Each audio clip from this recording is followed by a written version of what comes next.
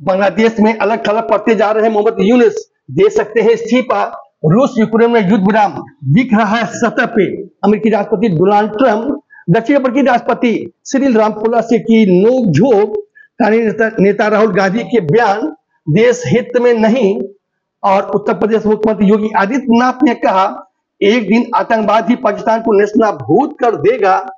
और रोहित शर्मा और विराट कोहली की संन्यास के बाद शुभम गिल हो सकते हैं टेस्ट मैच के कप्तान। सनराइज हैदराबाद ने आरसीबी को 42 रन हराया। अब जानते हैं पूरी खबर विस्तार से। नमस्कार, रमन टाइम्स में आपका हार्दिक स्वागत है। मैं मस्ताना देश की प्रमुख खबर लेकर के आपके सामने उपस्थित हूं।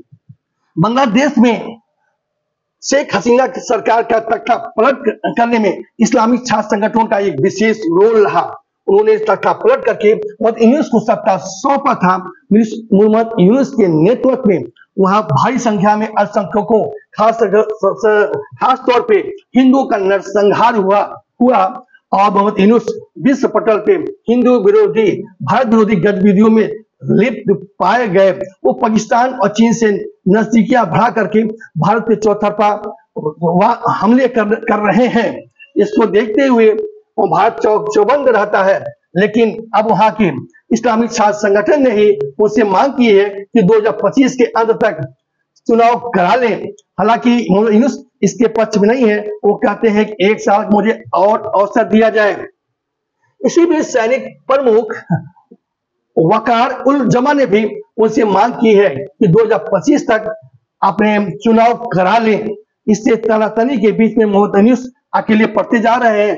हो सकता है कि उन्हें मजबूर होकर के इस्तीफा देना पड़े। भारत इस पर पैनी नजर बनाए हुए है।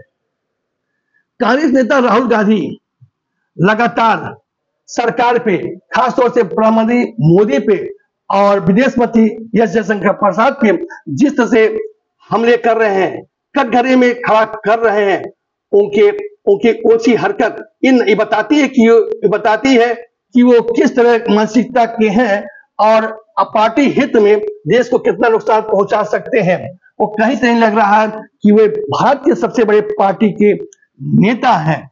वह इस समय भारत पर प्रहार कर रहे हैं, हमले कर रहे हैं विदेश मंत्रियों पे। जब सर्वदलीय बैठक हुई और सर्वदलीय टीम प्रतिनिधिमंडल विश्व में जाकर के पाकिस्तान को उनका खुलासा कर रही है कि इस तरह से वो आतंकवाद परस्त देश है, वह विश्व के लिए खतरा बनता जा रहा है।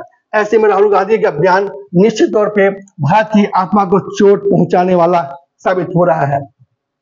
कल उत्तर प्रदेश मुख्यमंत्री योगी आदित्यनाथ अयोध्या में थे।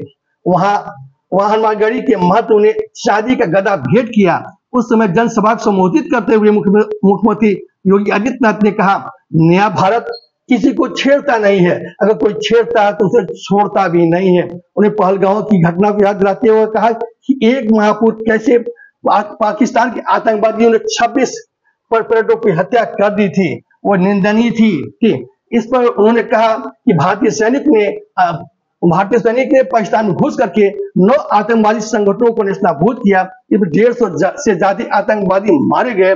ये बदलते भारत का रूप है, ये न्याय प्रणाली भी है। अब बात करते हैं विद्युत कर्मियों की।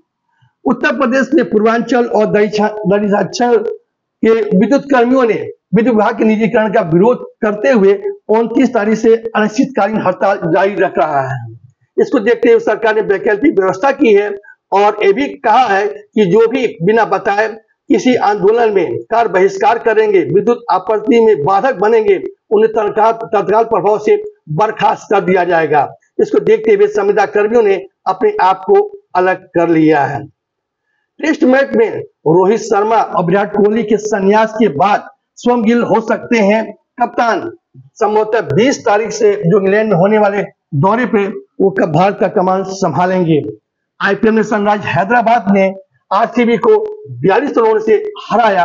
पहले बल्लेबाजी करते हुए सनराइज ने 232 रन का विशाल लक्ष्य दिया था, जिसको आरसीबी पूरा न कर सकी और 189 रन पे ही ऑल आउट हो गई। आज के समाचार यही समाप्त हुआ। कल फिर मुलाकात होगी, तब तक मुझे याद दीजिए आपका दिन शुभ हो।